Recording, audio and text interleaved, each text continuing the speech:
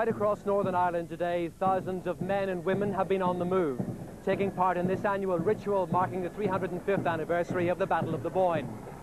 But perhaps more importantly this year, the Orange Order is celebrating its 200th birthday. On this, the biggest day on the Orange calendar, we'll be visiting some of the 18 demonstrations in places like Garba, Lisbellaw, Lisburn, Loughgall and Rathfriland. But we begin in the early hours of this morning in West Belfast. Members of White Rock Temperance Lodge on the Springfield Road join other lodges on the Shankill. But by the time they get home this evening, they'll have more than throbbing feet. They'll have had the longest walk of the day. Members of White Rock will have walked approximately 18.5 miles by the time they get from here to Edenderry and back. It's a long walk, but an enjoyable walk. We're a small lodge, but it's been a walk that some of us would love to be able to do it. Now, I'm not able to at the minute, but we are grateful that we are having it, and it looks like a lovely day.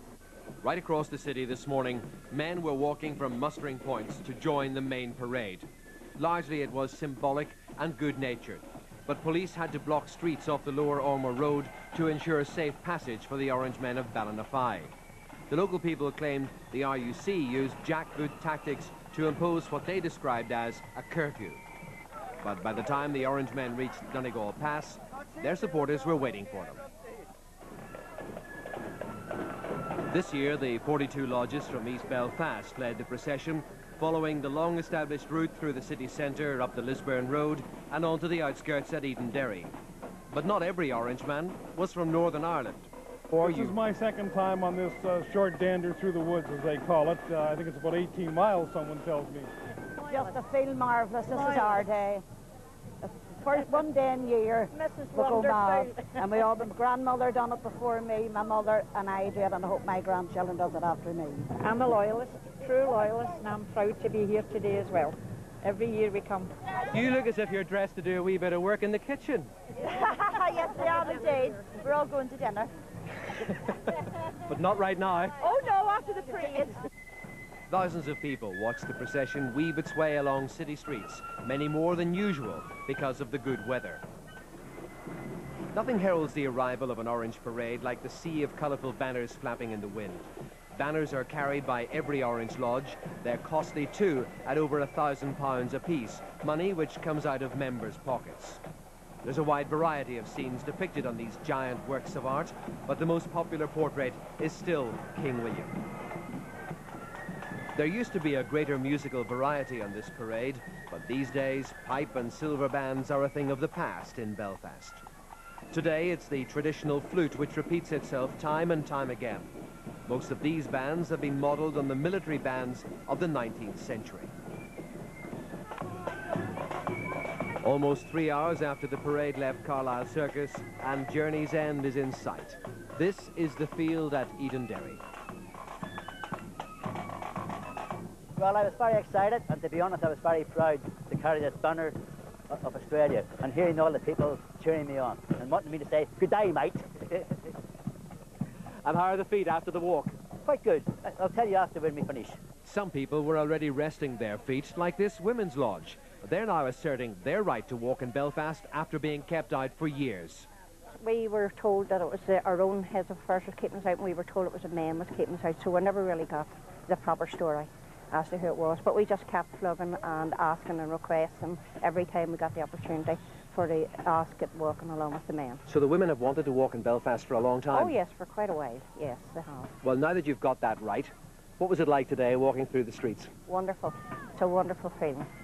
You couldn't describe it to anybody, just the feeling that you get from it. You really get a buzz from it. And do you think we're going to see more women walking in Belfast? Because we certainly see them in other parts of the country. Yes, I think so. I think it's growing every year. There's more and more women every year coming up for the walk along with the men. And also joining the lodges, the ladies' lodges, because there was a lot of ladies who wouldn't join the lodges because they weren't allowed to walk along with the men.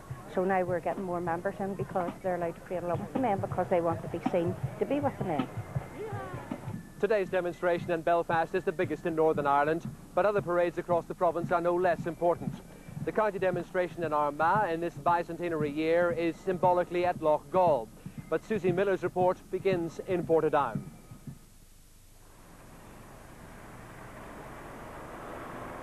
Any tension surrounding the Portadown Lodge's traditional route didn't re-emerge this morning.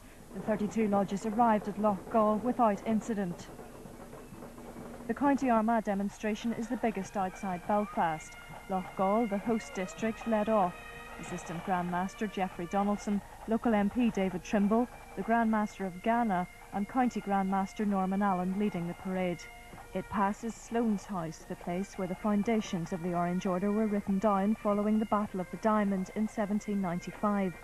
The resolution read that it would assist all loyal subjects of every religious persuasion by protecting them from violence and oppression. To commemorate the bicentenary, Lodge number 85 has a new banner. Next through were the 5 lodges of Rich Hill, who hosted the County Armagh parade last year, when the weather was considerably worse than today. Walking with Lurgan district were the 3 sons of the late Harold McCusker, formerly the Upper Ban MP. All 3 are accomplished players of the Lambeg drum. There was a show of appreciation for the Portadown districts as they came through the village, David Trimble and Geoffrey Donaldson having come back to walk with the district master Harold Gracie. With the siege of Drumcree still fresh in everyone's mind, it was bound to be the central theme of today's proceedings. But also of importance today was the 200th anniversary of the Battle of the Diamond this September, sealing Lough Gall's place in the history of Orangeism.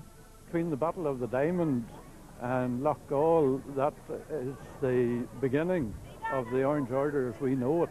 And I'm sure there are people in other countries they've never heard of anything, only Lough Gall, and they've no idea what it is, but it still means a lot to them. The Diamond Crossroads, where the famous battle was fought, is just 3 miles from Lough Gall. There, Dan Winter's cottage still stands at the corner. Plans to turn it into an interpretive centre are already underway. Well, in 1795 this cottage was the focal point of the Battle of Diamond, which led to the formation of the Orange Order in Sloane's House in Lough Gall, really where the Orange Order was born. How sure are you that this is the actual cottage? Just simply lift your history book, any history book at all, and the very first minutes was found in the Public Records Office there very recently by Fraser Agnew, which clearly states that this is Dan Winter's cottage at the Diamond Crossroads. But there is a little dispute over it. There's a wee dispute about it, but we're only quoting history every time. We don't go by an oral tradition, we go by historical facts. So you have plans to turn this into something of a museum? Yes, we've recently got plans passed by DOE planners to turn the house back to what it was 200 years ago, where we thatched the roof, thatch it all again and put spare grocers and whatnot back inside it, and build a small turbot centre in behind it and a car parking area for visitors. How important do you think this is for Orange history? Well, it's very important. I mean, it shows the culture of the Orange history, and you know, and for everybody to see it. So both Protestant and Catholic.